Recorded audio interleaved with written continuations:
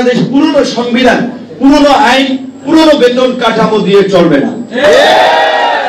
আমরা পরিষ্কারভাবেই বলেছি, আমরা নতুন সংবিধান রচনা করতে চাই। আমরা উপনিবেশিক। আসসালামু আলাইকুম প্রিয় দর্শক, আজকের ভিডিওটা খুবই গুরুত্বপূর্ণ। ভিডিও শেষে গুরুত্বপূর্ণ আলোচনা করা হবে। চলুন সরাসরি ভিডিওতে। আমরা যে বাংলাদেশ পেয়েছি সেই বাংলাদেশ নতুন ভাবে পরিচালিত হবে, সেই বাংলাদেশ নতুন ভাবে গড়ে উঠবে, সেই বাংলাদেশ পুরনো সংবিধান, পুরনো আইন, পুরনো বেতন কাঠামো দিয়ে চলবে না। আমরা পরিষ্কারভাবেই বলেছি, আমরা নতুন সংবিধান রচনা করতে চাই। আমরা উপনিবেশিক আইনগুলো বাতিল করতে চাই, উপনিবেশিক প্রথাগুলো আমরা বাতিল করতে চাই। এখানে হাস্যকর এটা যে একজন আপনার এই টিফিন ভাতা 200 টাকা, এখন টিফিন মানে কি আপনার একটু হালকা নাস্তা খাওয়া, তাহলে একটা স্যান্ডউইচ কিনতে গেলেও 40 টাকা লাগে, তাহলে এক সপ্তাহ নাস্তার টাকা না। তাহলে এই যে মানদাতার আমলে রেখে গিয়েছেন আর এটা পরিবর্তন করে নাই। আর আমাদের আরেকটা দুর্ভাগ্য হচ্ছে, আমাদের যে কোনো অফিসে, আদালতে, প্রতিষ্ঠানে যারা উচ্চ পর্যায়ে থাকে তারা শুধু নিজের সুযোগ সুবিধাটাই দেখে। তার রুমে একটা গদিওয়ালা চেয়ার লাগবে, একটা এসি থাকবে, বাথরুমের মধ্যে 3টা টাওয়াল থাকবে, বিভিন্ন ধরনের সুগন্ধি থাকবে। আর যারা কাজ করে তারা যে ভাত খাইতে পারতেছে না ঠিকঠাক মতো, একটা ভালো পোশাক পরে আসতে পারতেছে না সচিবালয় কিংবা তার প্রতিষ্ঠানে, সেদিকে আসলে তাদের নজর নাই। বিভিন্ন সংগঠনের অ্যাসোসিয়েশন আছে, ধরেন পুলিশ সার্ভিস অ্যাসোসিয়েশন আছে আপনাদের গত কয়েক বছর তাদের বক্তব্য বিবৃতি রাজনৈতিক নেতাদের মতো ছিল। এটা কেন করেছে? স্বরাষ্ট্রমন্ত্রীকে বোঝানোর জন্য যে আমরা সরকারের পাশে আছি, বিরোধী দল সাইজ করার জন্য আমরা আছি। কাজেই সরকার তখন ভাবে যে পুলিশ সুপার, এসপি, ডিসি এই উচ্চ পদস্থ কর্মকর্তারা থাকলে এসআই কনস্টেবল দিয়ে আমার কি দরকার। একই ভাবে সরকার মনে করে মন্ত্রণালয়ের সচিবরা থাকলে আর বাকিদের আমার কি দরকার।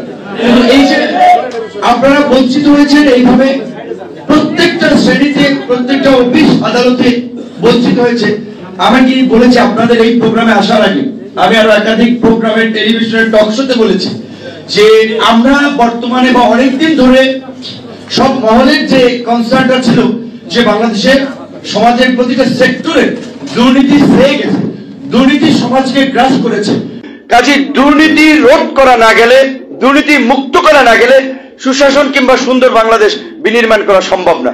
তাহলে একজন মানুষের 15,000 টাকা বেতন দেয়া কিভাবে আপনি বলবেন যে তারে সৎভাবে চাকরি করতে, কিভাবে বলবেন তাকে অনিয়ম করতে? আমি ব্যক্তিগত আমার নর্মাল সেন্স থেকে আমি বলেছি, ন্যূনতম বেতন সর্বনিম্ন স্কেল হওয়া উচিত 20,000 টাকা। এখানে তো বেতনের স্কেল 8,200 টাকা, সব মিলিয়ে ভাতা টাতা মিলিয়ে হচ্ছে 15,000 টাকা। এখনকার বর্তমান বাস্তবতায় একজন শ্রমিক, ধরেন যারা একেবারে যেটা বলে খেতে খামারও কাজ করে কিংবা ডে লেবারার, সেও কিন্তু 600 টাকা 700 টাকা তার মজুরি নেয়। অবশ্যই তারাও হাড়ভাঙা পরিশ্রম করে, আপনিও তো পরিশ্রমটা একইভাবে দিচ্ছেন। তাহলে আপনার যে মানে এটা তো আমাদের স্বীকার করতে হবে, বাংলাদেশের আর্থ সামাজিক প্রেক্ষাপটে মানুষ মনে করে আপনি একটা সরকারি চাকরি করেন। আমাদের দেশের যেখানে আপনার অধিকাংশ মানুষই নিম্নবিত্ত, মধ্যবিত্ত, কাজী তাদের একটা চাকরিজীবী লোকের প্রতি তার আত্মীয় স্বজন, পরিবারে নানান রকম একটা প্রত্যাশা থাকে। এইটা সামাজিক বাস্তবতা, এইটা আমাদের অস্বীকার করার ওয়ে নাই।